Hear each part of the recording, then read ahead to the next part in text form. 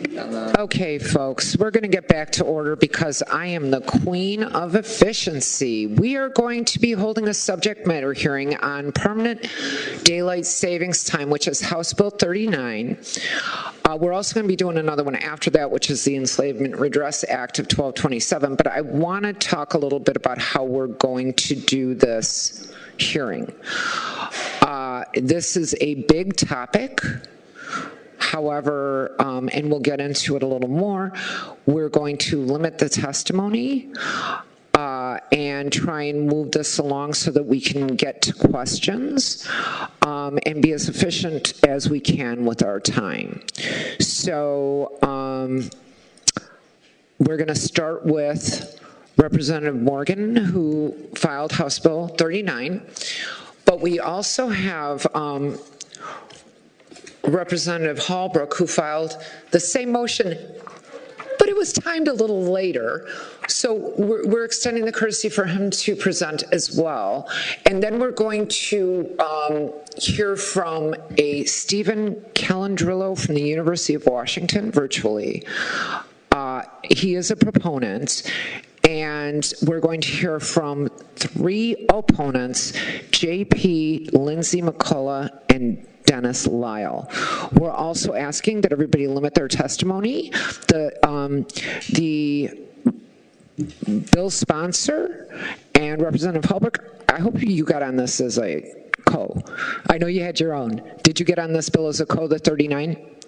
No, I'm not. Okay, you guys should do that. Sure, but anyhow, because he filed the same one, we're going to have Representative Halbrook follow Representative Morgan, and then we'll get into the witnesses. Okay? So we would ask that the sponsors only do 3 minutes, maybe a little more, but you know. And then we're going to ask the proponents and opponents to limit their testimony to 2-3 minutes tops, because really what we want to get to is the questioning. And I think that's going to be the most important part, because I think a lot of us have some questions about this. So please proceed, Leader Morgan. Thank you, Madam Chair, and thanks for the committee for hearing this topic. This is an unusual one for a variety of reasons, because there are very few things that the state of Illinois might want to do that impacts itself, but is prohibited under federal law. But the reason that we're really here today is to talk about the ways in which we deal with our time and whether or not this outdated legacy type system is something that we should change. And what state of Illinois can really do is make the choice in a formal position for the state of Illinois about what our position really should be. Happy to join Representative Halbrook on this. The two of us have been working on this issue, but many people before us, I think Deputy Governor Andy Manar might have been the first to really bring some attention to this issue. But I think the truth is that this is an issue that has annoyed all of us for generations, right? So here's what we're doing here.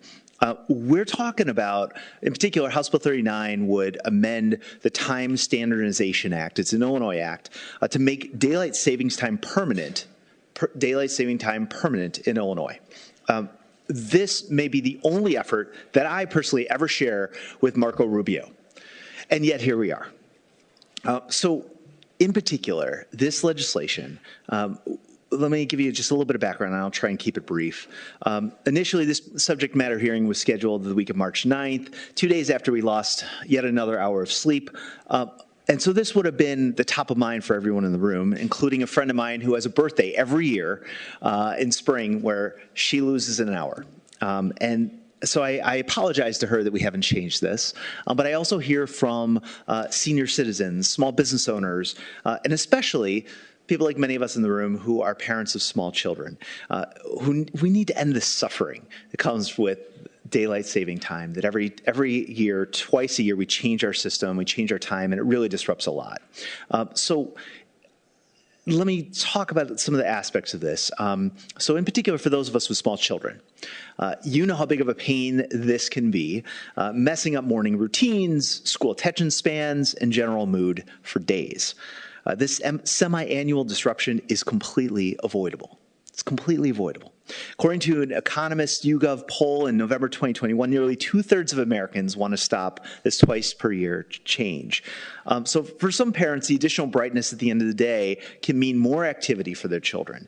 More sunlight later in the day means that parents have the opportunity to let their kids expend that extra energy before their 8 p.m. or 9 p.m. bedtimes, helping kids wind down at the end of their day. And it gives the parents a reprieve. So that's one major reason for why I have always cared about this issue, long before I was a legislator. Saving energy is another area. Believe it or not, changing this system of time would save the state of Illinois energy. This originates back to 1966. And it was justified at the time because of the memory of the resource and energy rationing during the World War I and World War II. And then it was re-justified during the 1973 OPEC oil crisis, when the federal government temporarily made daylight saving permanent. When transitioning to standard time, we put away the sun. Literally, okay, where our natural heat source, we're putting it away too early. We create the need for 13 million people in Illinois to turn on their lights and fire up the furnace. I don't have to explain to you the impact of that. So daylight saving time necessitates artificial lighting in the morning, but far fewer people are awake before sunset, before sunrise than they are after sunset, making a usage switch that decreases electricity demand by about 50% from post-sunset. Also, it's a safety issue. We're talking about whether or not people are going to be out and about and active and driving when it's sunlight out versus when it's dark out. Most people are on the road. More people at the end of the night are imbibing, drinking alcohol, they're on substances. This is impacting our driver safety. It's impacting the outcome of whether or not people are safe at night.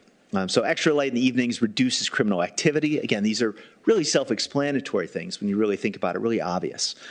So at a high level, this is something that we can and should do. This is a legacy system of time that doesn't make sense anymore. It made sense 100 years ago. It doesn't make sense anymore. And the state of Illinois, I believe, strongly agrees that we should make a change. There is some debate, not amongst Representative Halbrook and I. We are aligned on what we should do, but there's some debate about whether we should make this permanent daylight time or permanent standard time. And at least one of our witnesses, I believe, will talk about why this is the right move for HB39. So I will pause there, pass it to my colleague, and thank you so much for everybody taking the time today.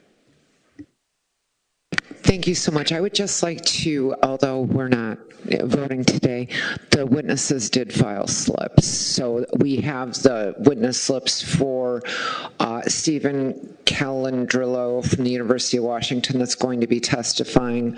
We also have slips from, one second, Dennis Lyle from the Illinois Broadcasters Association, Lindsay McCullough from the Illinois Sleep Society, Dennis Lyle from the Illinois Broadcasters Association, and JP on behalf of Save Standard Time and the Coalition for Permanent Standard Time.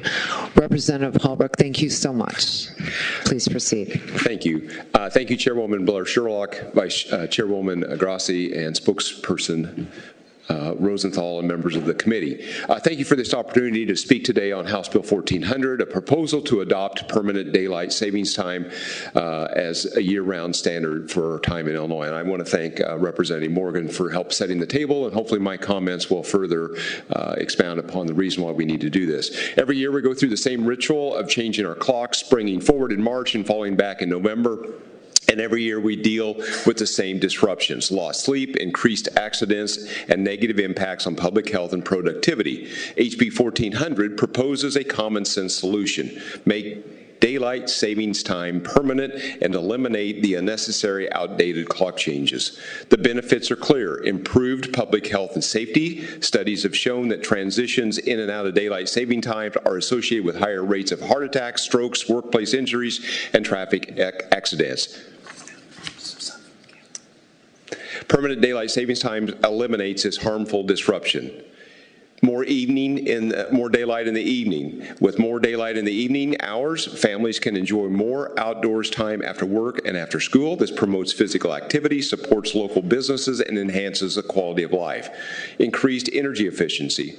While the energy savings may not be as dramatic as once believed, extended daylight saving in the evening hours still reduces the need for lighting and electricity in many households. Better alignment with modern lifestyles. Our society is no longer primarily around sunrise and sunset. Permanent daylight savings times reflects the way people actually live, work, and interact today. It's worth noting that public support for permanent daylight savings times is high, and several other states are moving in the same direction. While federal law currently prevents states from adopting permanent daylight savings times without congressional approval, passing HB 1400 positions Illinois to act quickly and decisively if and when that approval comes. Let's take this opportunity to move Illinois forward to make our schedule healthier, our community safer, our clocks simpler. I respectfully urge your support of HB 1400. It's time to ditch the switch. It's time to lock the clock. Thank you, and with that, I'll be happy to answer any questions. Oh, I like your little sayings. Very nice. Thank you. Very I knew catchy. I needed to do something to get ahead of Representative Morgan, so thank you. Excellent. Thank you so much. Okay. We have our first, and we're going to save questions to the end because I have some questions. So our first witness will be Stephen Calandrillo, who I believe is on Zoom. Professor, is he on Zoom? Yeah. Okay. I am on Zoom. Can you see me? Can you hear me? Yes, we can see you now. Thank you so much. If you could please proceed with your testimony, and please try and keep it as brief as possible. Thank you. Sure. Thank you so much for having me here today. I am Steve Calandrillo. I'm a professor of law at the University of Washington School of Law, all the way out in Seattle, and I teach contracts and law and medicine. I also teach law and economics, and it is in that course that we do a lot of cost-benefit studies, including that of permanent daylight saving time. I started publishing on permanent daylight saving time about 20 years ago for 5 reasons. First is it saves lives. The second reason is that permanent daylight saving time has the potential to dramatically reduce crime, especially juvenile crime. It does still have the potential to save some energy, although as noted, it's not as strong as an argument as it used to be. It also avoids that biannual clock switch, which does disrupt the circadian rhythms. And finally, permanent daylight saving time dramatically improves both recreational and commercial opportunities in the evening hours, which is when people like to go out to shop. So first off, lives saved. As I like to say, darkness kills and sunshine saves. And darkness is twice as deadly in the evening hours after sunset as it is in the early morning hours. There are 2 times as many fatal traffic fatalities in the evening rush hour as there is in the morning rush hour.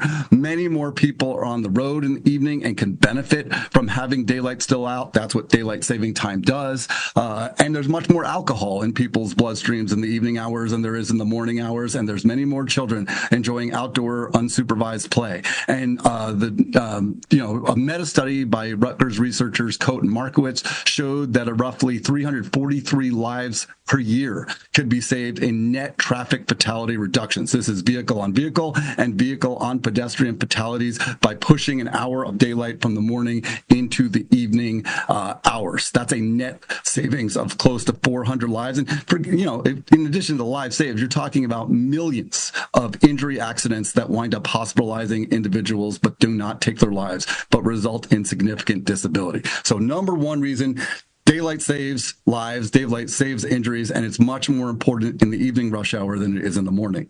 Number 2, crime would decrease dramatically. As I like to say, criminals are late to rise and late to work. They like to do their activities in the evening, not in the early morning before sunrise. So if you're talking about the most opportune times for criminals to work in darkness, they like to do so after 6 p.m. They don't like to do so at 6 a.m. So if you have an hour extra of sunlight in the evening, that dramatically reduces the potential for crime. Some studies have estimated by as much as 20%, especially juvenile crime, which peaks in the hours after school. So that's a significant safety benefit. The energy savings argument was the reason why the U.S. went to permanent daylight saving time in 1974 to save oil after the OPEC oil embargo. It was the same reason we had daylight saving time in World War I and World War II, because, pushing sunlight into the evening when 99% of the population is awake and can benefit from it, it reduces energy costs, both heating and electrical, oil and gasoline costs. But, I want to be fair. To the extent that we're using more energy for cooling now than we used to, the energy savings argument is really the third best reason behind the lives saved and behind the crime prevention. Could we speed it up just a little bit, Professor? I'm going to wrap it up. I know you've got a lot of people to speak.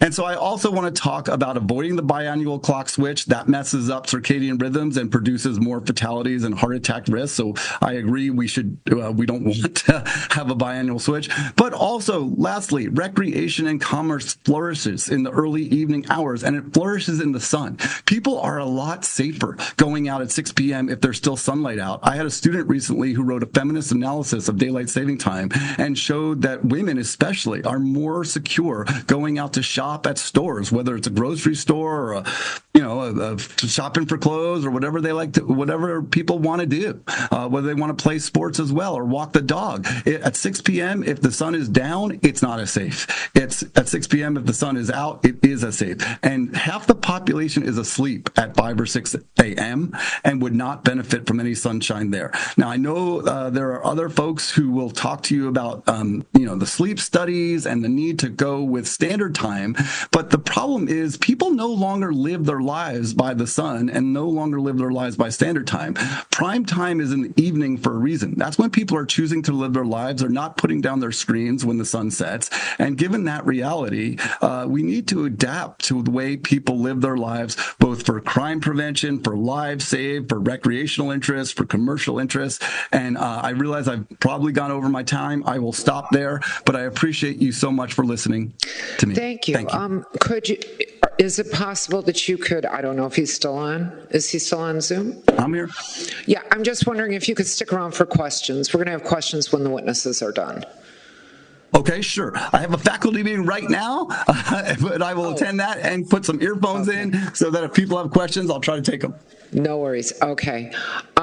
We will move on to Mr. JP, who is on virtual, maybe? Is he on? Okay. Mr. P? Yes, I'm here. Thank you. Okay. Please proceed, and please try and limit your comments to 3 minutes or less. Thank you. Yes, thank you. Madam Chair, members of the committee, thank you for having me here. My name is Mr. JP, Jaypea. I'm the president of the nonprofit Save Standard Time in Arizona. I'm originally from Iowa, right next door to Illinois. I'm also the co-chair of the Coalition for Permanent Standard Time, a group effort of 8 nonprofits for health and safety. I'm here to ask for a no on both House Bill 39 and House Bill 1400, or amendment from permanent daylight time to permanent standard time. Simply put, daylight saving time is a mandate to wake earlier and sleep less. When you spring your clock forward an hour, your morning alarm is sounding an hour earlier than it was under standard time every day until you put it back to standard time. This leads to a chronic deprivation of sleep, an average of 19 minutes lost every single night, not just the night that we spring forward. This chronic sleep deprivation can cost hundreds of lives and millions of dollars every year, and permanent daylight saving time would cost even more. Permanent daylight time would put your sunrise past 8 in the morning for 3 months out of the year, as late as 8:30 in the morning. Illinois has fought and repealed permanent daylight time 3 times in history. That is why it's federally prohibited. It does not save energy. It does not increase exercise. It does not increase safety. It does not make the day longer. Indiana found that they are using more energy since they adopted daylight saving time, because when you're waking people up an hour earlier in the dark, they are running the heat, and that is a larger consumption of energy than the lights in the evening. Nature makes the day longer. People like summer, not daylight saving time. Standard time is the natural clock set to the sun, where 12 p.m. is high noon. It's what my grandparents, who were farmers, taught me to tell the time by the sun. Standard Time balances the morning and the evening light fairly, and that morning light is especially important for school children, commuters, outdoor workers, service personnel, people who need to be awake and outdoors in the cooler hours of the morning.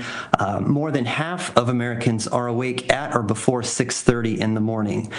Most Americans start school or work before 8 in the morning.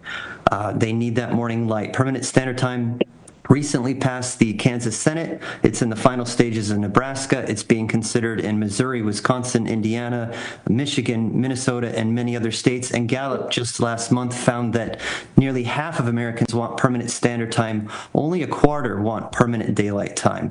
Permanent standard time is federally pre-approved, so Illinois could make the change to permanent standard time whenever you are ready, if you want to do it by the end of the year or have it contingent on any other states taking the same action. So in closing, I would say please vote no on both House Bill 39 and House Bill 1400. Amend or replace them with permanent standard time for health and safety. Thank you very much. Thank you so much. Are you sticking around? Yes, I can. Thank you. Okay, excellent. Thank you.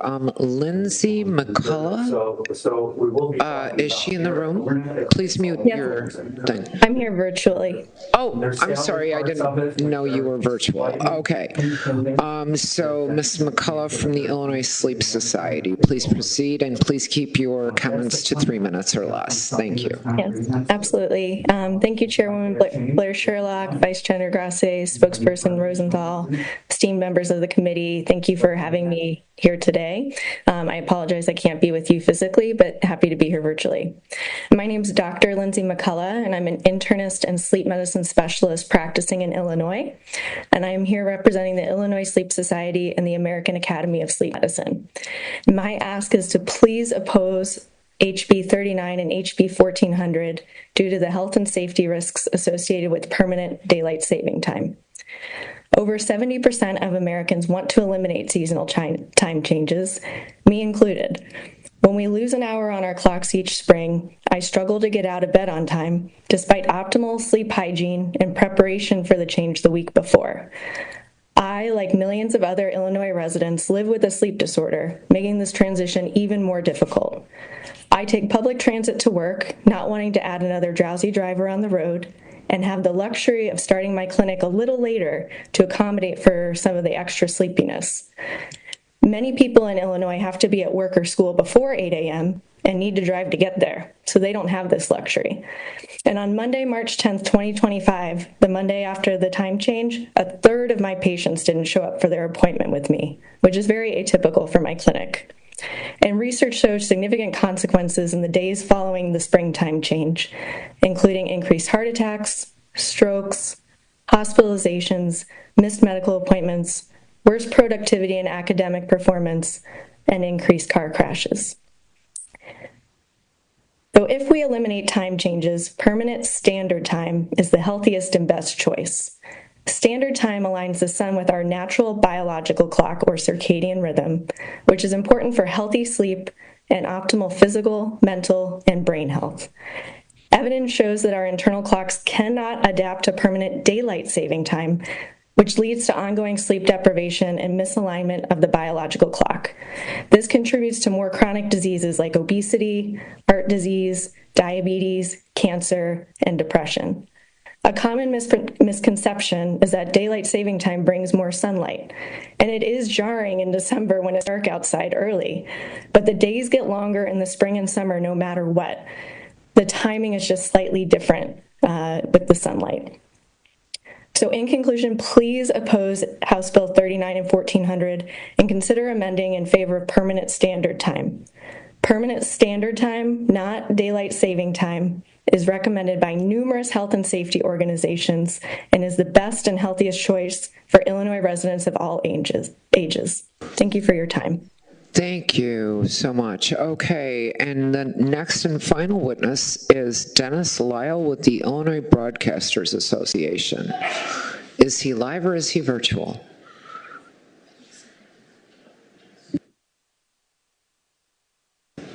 Okay, it looks like we do not have a third witness then. So we can move on to questions because I have a bunch. Okay, So one of the reasons that I wanted to do this subject matter hearing is because I'm confused. And even after hearing that testimony, I'm still a little confused because the battle seems to be between daylight savings time and standard time. I think everybody agrees it stinks to have to change your clock and readjust your whole system and your children's system. Right? I get that. But which is better? Which is better? And I get confused because in the winter, I'm sorry, but it's not light at 8 o'clock where I live. I don't see sunlight in the winter. It's dark when I go to work. It's dark when I come home from work. There is no sunlight in the winter, regrettably. So how would that is standard time, right, in the winter? What would happen if we... Or go ahead, I don't know. Standard time right now is from November through March, just the timing, but you could make it year round. Okay. So, if I may? Yeah. The professor's walking to his meeting and answering our question. Yeah, I'm actually walking out of the meeting because you're right about the dangers during winter. It is deadly, both going to work or going home from work in the darkness. We benefit the majority of the population, right? You want the sun to be out when 99% of the people are awake. At sunrise, even in the wintertime, there are a fair number of people who are still asleep. So, this is just a utilitarian analysis. It's about putting the sun into the portion of the day where more people can benefit from it. So if we had the daylight savings time in the winter, would it be light when I get up to go to work? So it depends where you are. No. You would have much more light in the evening. So the evening rush hour is the more dangerous rush hour. That's when alcohol is in people's bloodstreams. That's when people are getting killed. The National Highway Safety Council found that there was no net increase in morning fatalities, even to school children who had to go to school during darkness during the year-round daylight saving time of 1974. You're talking about 350 net lives saving, and you're talking about millions of injuries prevented because pedestrians and vehicles can get home at 5 p.m. in sunlight. So how much additional time would you have at the end of the day? Because so you have an extra hour of sunlight I'm the at Chicago the 5 p.m. metro commute. area. I'm sorry, what did you say? So you would have sunlight during the 5:30 p.m. commute. Oh, see, that's later than what we have now, that's for sure. Okay, and so we were talking about that as daylight savings time. So I'd also, I know that we have some folks who farm, and I've had some people approach me and say that this could affect their farming, and I'm curious if anybody has any input on that. Madam Chair, may I answer these questions, please? Sure, please, go ahead. So first of all, I come from family farmers in Iowa. I was raised in a family farm environment. My great-grandparents were family farmers. We live by the sun, and that's what standard time is, where 12 p.m. is high noon, and you have equal numbers of hours in the morning and in the afternoon. And that is what's best for people who work outdoors, such as farmers who need to be out in the morning during the cooler hours of the day. When we have daylight saving time, we're taking an hour away from the morning and putting it on the evening. So that means less time to work in the morning, and that's not good for farmers and people working outdoors. Regarding the question as to would permanent daylight time give you more light in the winter, the answer is, again, no. You mentioned Chicago. Currently in the winter, you have a sunrise about 7:15 in the winter and a sunset of 4:30. So that would become a sunrise of 8:15 and a sunset of 5:30. Now, most people are waking up at 6:30 or earlier and starting work or school before 8 o'clock in the morning. So right now, that means they are never forced to go to work or school in the dark. But if you had permanent daylight time, they would be forced to go to work or school in the dark before sunrise for 3 months out of the year. Meanwhile, if they are leaving work at 5 o'clock and commuting home by 5:30 or 6 o'clock, it is still dark when they reach their destination if the sunset is moved from 4:30 to 5:30.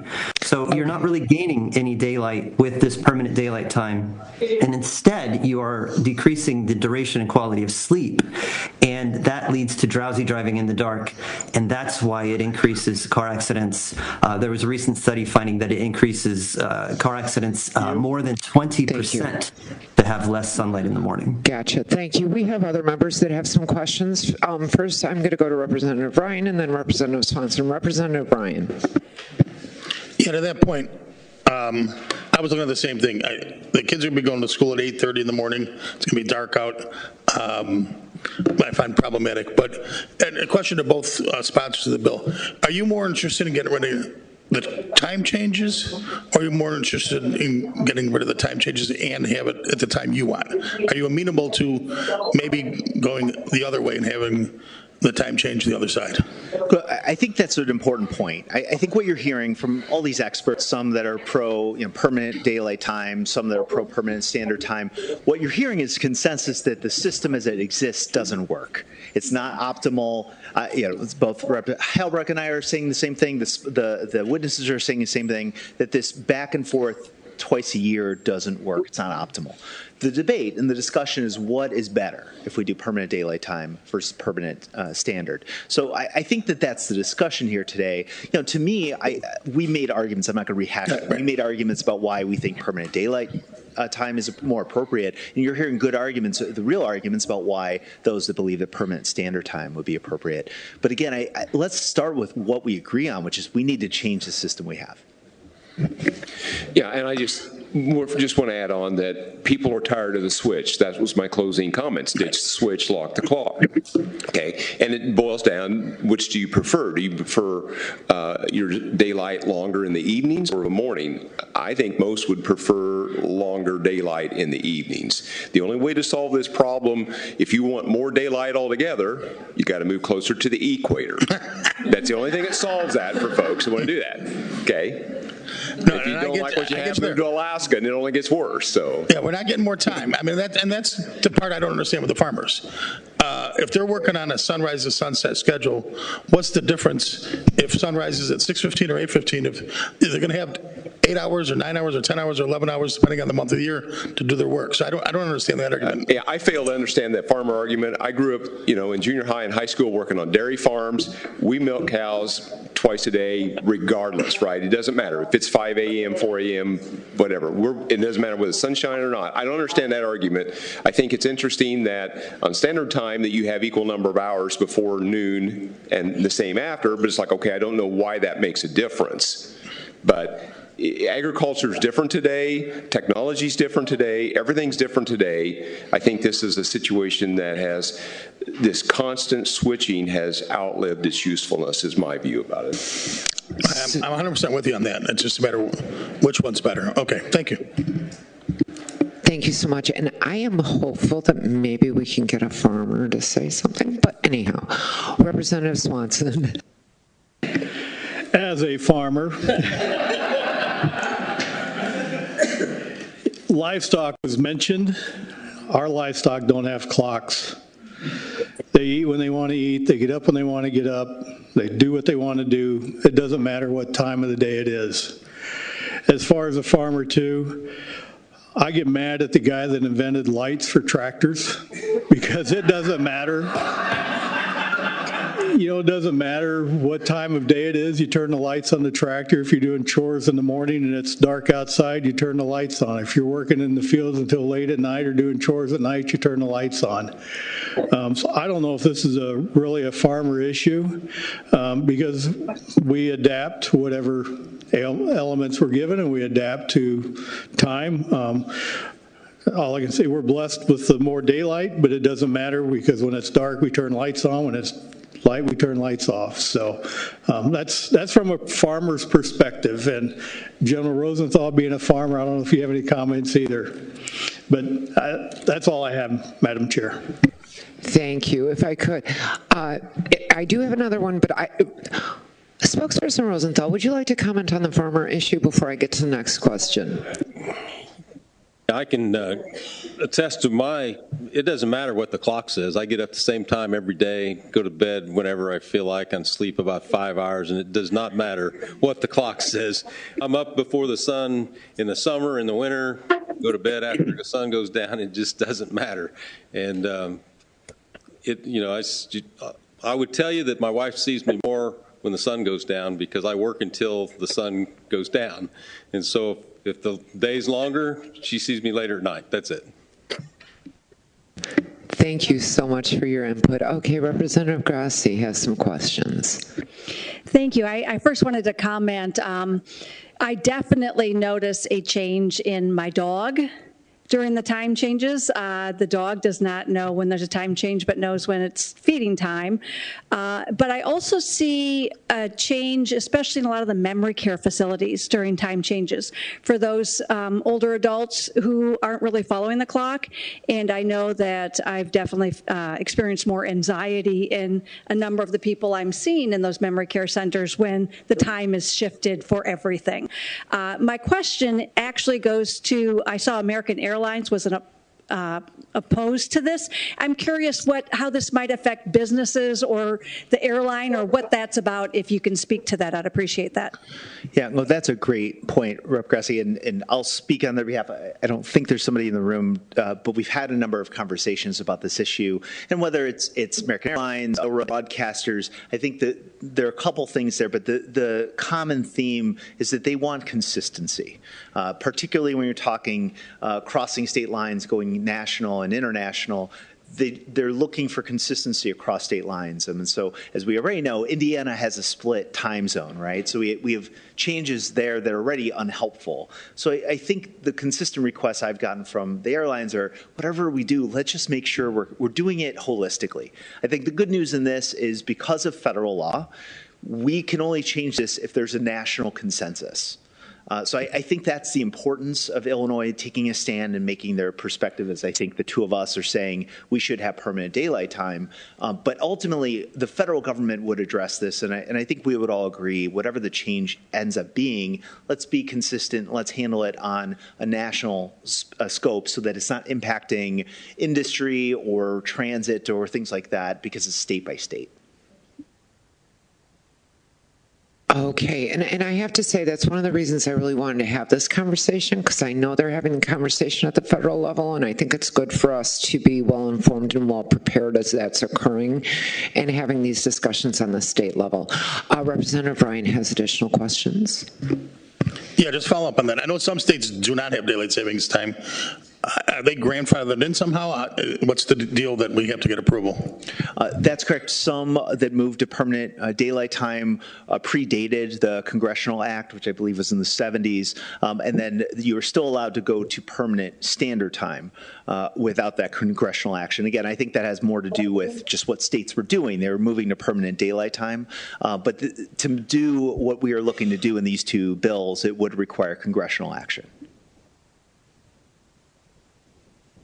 Thank you so much. Do any other, I think we're going to be wrapping soon. Do any other members have any questions?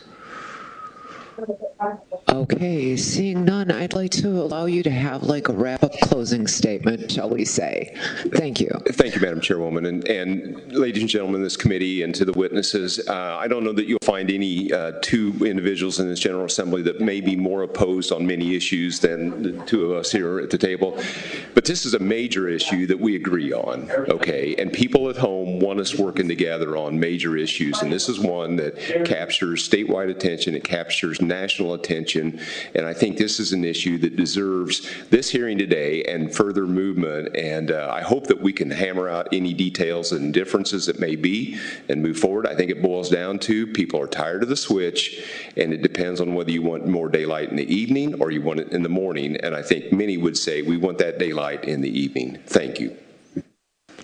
I would concur. It's probably going to be a little while until we have another Morgan Halbrook collaboration. But I appreciate everyone's time. Again, just to emphasize, what you are hearing today is consistent agreement across the board that it's time to change the system.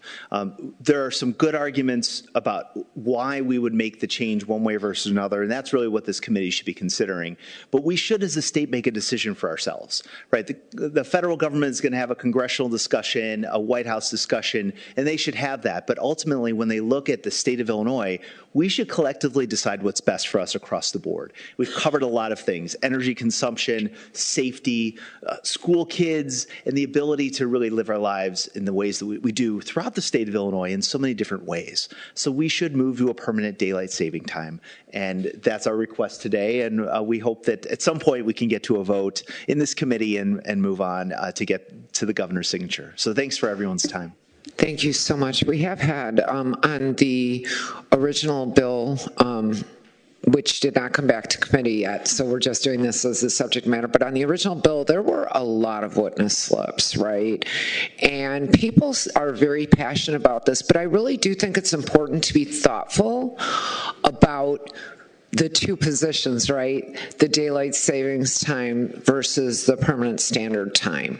And that's where I still try and wrap my head around it, but I think I agree that most of us would prefer more light at night. I mean, I know I would. Seniors, right? And I hate to say that I'm kind of there.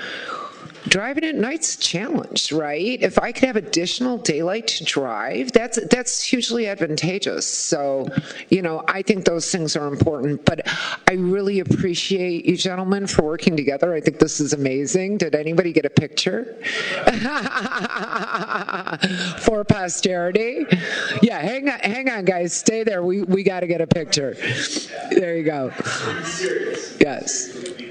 Absolutely. But we appreciate your input. Thank you to the witnesses that came to testify and answer our questions, and that will be a wrap on that subject matter hearing. Thank you so much. I love it.